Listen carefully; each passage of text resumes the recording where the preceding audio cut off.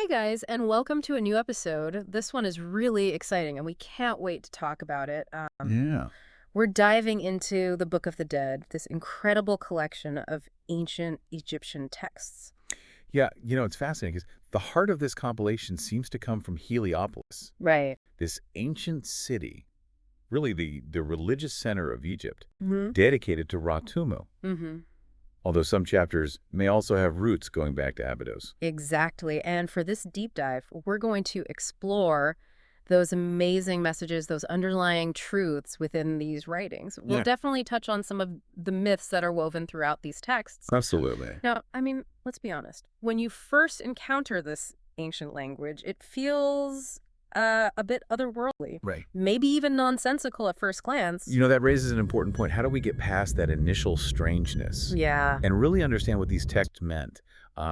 It's vital to remember that these words had a really profound significance for the ancient Egyptians. Yeah. What might seem odd to us today was really deeply meaningful to them. Absolutely. And that's where understanding the core of Egyptian mythology Right. and how they express these really abstract ideas, it becomes so crucial. It's almost like we're deciphering a symbolic language to unlock the wisdom within these ancient scrolls. That's a great way to put it. Okay, let's unpack one of the central ideas here. Okay. This concept of resurrection, or as the text often phrases it, raising up.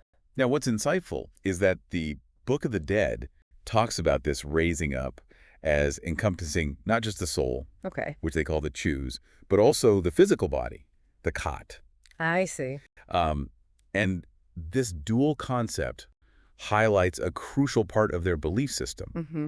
They believed that the afterlife wasn't just a spiritual existence, it was a complete restoration of the individual, Okay. both soul and body, and this really suggests a belief in the tangible nature of existence beyond death. Now, body is a pretty clear concept for us, but the khat had a really specific meaning, didn't it?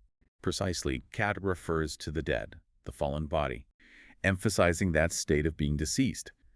The Papyrus of Nifseni is a very well-preserved and elaborate example of the Book of the Dead from the New Kingdom period, Wow. giving us a rich insight into the beliefs of that time. Oh, yeah, those chapters, they're titled Chapter of Raising Up the Chew and Giving Life to the Soul in the Netherworld, and then Chapter of Raising Up the Body, of Giving it Eyes and the Possession of Ears and Establishing the Head made firm on its props. Wow. Yeah. You can't get much clearer than that about this dual nature of their understanding of resurrection. It's mind-blowing to think they had such a detailed vision of the afterlife, even down to the physical body needing restoration. It really is. It's fascinating. This level of detail and the clear intention for both the spiritual and the physical aspects of a person Mm-hmm. to be made whole again in the afterlife really shows this holistic view of the individual, not just a disembodied spirit. Okay, so they achieve this initial resurrection. Then what happens, it sounds like they go on a significant journey.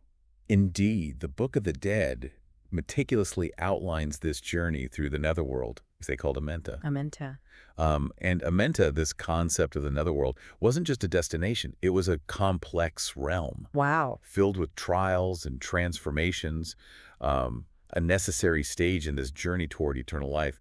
It wasn't an easy path. There were challenges and obstacles to overcome. I see. And we get a glimpse of this in chapter 12, right? Chapter for entering and for coming forth out of the netherworld. That title alone just suggests a huge transformative process. Exactly. And the imagery within the chapter is really striking. It describes the deceased entering this realm as a hawk and then coming out, Mm-hmm. transitioning as a Bennu bird at dawn. The Bennu bird, isn't that associated with rebirth and renewal? Exactly, like a phoenix Right. rising from the ashes. So this really underscores the theme of renewal and the hopeful expectation of a successful transition through the perils of the netherworld. I see. But chapter 12 also has this very specific ritualistic element tied to it. Oh, tell me more about that. It mentions this ritual of an earring made Uh-huh. from the flower anshamud being placed on the right ear of the deceased on the day of burial, Wow. and another earring wrapped in fine linen and inscribed with the deceased's name. Okay. So this suggests that very particular rituals and practices were considered essential to ensuring safe passage through the netherworld. That's fascinating, these very specific actions, to aid them on this incredible and daunting journey. Now, it sounds like what you know is just as important as who you know. That's a key takeaway. The Book of the Dead really emphasizes the importance of knowing the names of the gods and guardian entities that you would encounter in the netherworld. Okay. And it wasn't just about trivia. This knowledge was essential for being granted passage through different stages, like having the right key to unlock each gate. Almost like a series of passwords to get through each level. In a way, yes, Chapter 12 itself alludes to this, understanding and respecting the guardians who hold the secrets of the gates. Right. Wow. Which seems so important in terms of understanding this relationship between the deceased and the divine. Absolutely. Chapter 50 contains these really beautiful hymns dedicated to Ra, the sun god, emphasizing adoration at dawn and dusk. Mm. It paints this incredible picture of the soul journeying alongside Ra in his celestial boats Wow. as he travels through the heavens. It's incredible imagery, the soul's eternal voyage intertwined with the sun's daily cycle. And in this chapter, there's also this litany invoking Ra under so many forms, notably including the weigher of words in the netherworld. Right. Even back then, this idea that our actions had consequences, an ancient form of moral accounting. It points to this core concept of judgment and accountability in the afterlife. Right, and then you have chapters like LV8 with the declaration, I am one of you, which highlights the importance of correctly identifying oneself. It's like stating your credentials, affirming your identity to be accepted into the next stage of existence. So this journey is not just about passively knowing names. Right. It's about demonstrating your worthiness Absolutely. and your rightful place. Now, it can't all be smooth sailing and friendly gatekeepers, right? Well, of course not. There must have been dangers. Of course, the Book of the Dead talks about a variety of threats that the deceased would face. Okay. There are mentions of crocodiles, this unsettling dweller in the shrine. And this dweller in the shrine sounds so ominous. What was it supposed to be? Well, the text isn't entirely clear, and it's interesting because even the ancient Egyptian scribes were puzzled by it. Really? You know, there are variations in the descriptions. It seems to represent this terrifying, all-consuming force. Oh, wow. And then, of course, you have Apep, the embodiment of chaos and the enemy of Ra, in chapter 39. Right, so how did the deceased deal with these dangers? Surely just knowing their names wasn't enough. That's where the words of power come in. Okay. Several chapters focus on using incantations and declarations as a means of repelling these threats. Right.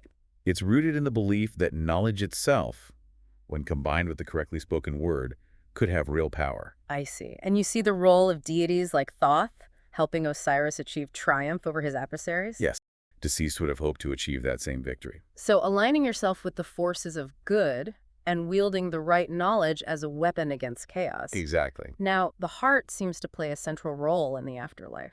Absolutely. Chapters 26 and 29 focus on the importance of the heart Mm-hmm. and the desire for it to remain with the deceased. Why the heart specifically? It was seen as far more than just the center of emotions.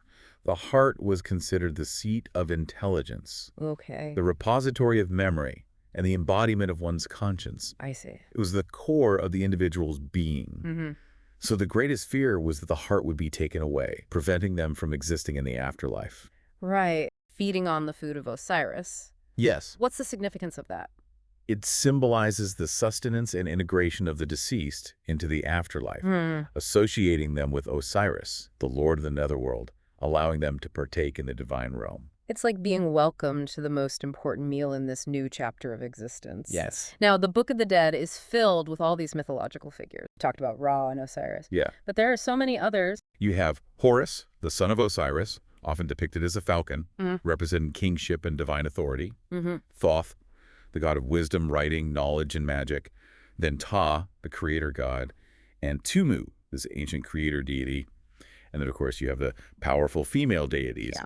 Isis and Nephthys, known for their protective powers and their abilities of restoration and healing. It's this vast, interconnected web of deities, each with their specific roles and domains, and there's all this symbolism woven throughout the text, Yes. like the image of the cat representing the sun in chapter 7. That's a great example. And what's really interesting is the connection made through the similarity of the word for cat, Klai, and the word for shining, Mao, Right. which was, of course, a characteristic of the sun. Right. So they used wordplay to connect these concepts. And we mentioned the Bennu bird as a symbol of rebirth. Are there any other recurring symbols? Well, the circle of gods is another important motif, Okay. although its composition could vary depending on the location and the theological traditions. Whether it was in Tatu, Sichem, or Abydos, Right. It generally represented a divine assembly, often associated with judgment and the maintenance of cosmic order. So, like different local councils of deities with different concerns, Yes.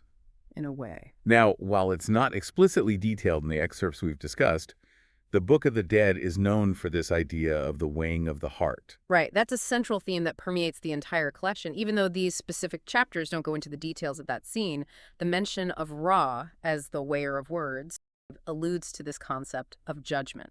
This powerful image of your actions being placed on a cosmic scale in the afterlife, it all sounds so complex and meaningful for the ancient Egyptians. But how can we, living thousands of years later, apply any of this to our own lives? That's an important question, and it gets to why these texts are still so fascinating. While the rituals and beliefs might seem distant from our lives today, some of the underlying principles still resonate with us. Take the emphasis on inner integrity, being void of wrong, without fraud, a harmless one. That pursuit of righteousness is a timeless aspiration. It is. That idea of living a life guided by integrity, it definitely still holds value today. What about all the challenges they faced in the netherworld? Are there parallels to the challenges we face in our own lives? Absolutely. The need to overcome obstacles and confront enemies in the afterlife can be seen as a metaphor for our own challenges and fears. Hmm. Maybe we can even find strength in the idea of words of power, not as literal magic, but as knowledge, affirmations, and self-belief to help us face our own metaphorical crocodiles. I love that, facing our challenges armed with our own words of power, and the ancient Egyptians were so concerned with ensuring their name would endure, their memory would last. Yes. Does that have any relevance for us today? Well, while we might not believe that our eternal existence depends on our name being remembered, that desire to leave a positive legacy is still a powerful motivation. That's true. And the cyclical nature of the sun's journey, this theme of renewal and rebirth. Yes. Can we draw any insights from that ancient imagery? Absolutely. The sun's cycle of setting and rising again can be seen as a metaphor for personal growth and overcoming setbacks. We all experience periods of darkness and difficulty, but the sun's return offers hope and a new beginning. It's about finding those universal human experiences in these ancient beliefs. So we've taken a journey through the Book of the Dead, we've looked at resurrection, the journey through the netherworld, the importance of knowledge, overcoming obstacles, the heart, and the mythological figures and symbolism. And what's remarkable is that even though these texts are thousands of years old, they offer profound ideas about life, death, and what might lie beyond. It makes you wonder, doesn't it? Perhaps the enduring fascination with these texts lies in their exploration of these universal concerns about mortality and our search for meaning. What amazing message from today resonated with you, and why it's something to think about. And it feels like there's always more to uncover in the Book of the Dead and other ancient wisdom traditions. Thanks for joining us.